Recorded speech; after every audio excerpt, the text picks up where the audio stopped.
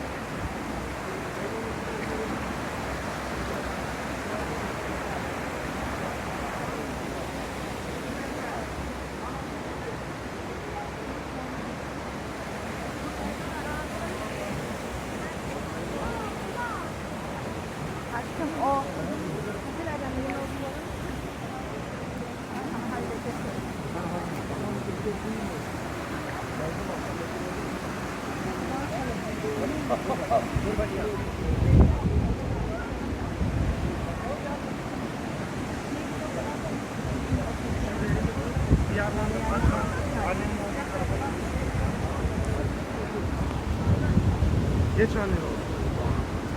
Elimi bırakmak yok.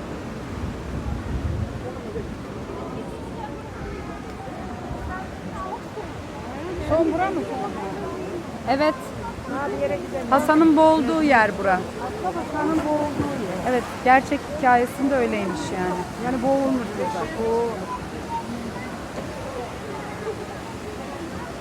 Ondan sonra da Hasan boğuldu kalmış değil mi? Aynen. Ne oldu?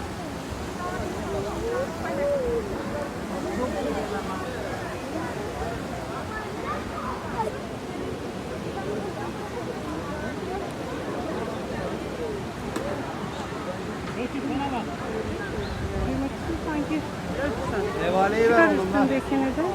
Ya Üstüne de nevaleyi onu ver. takarsın. Annem çağırıyor.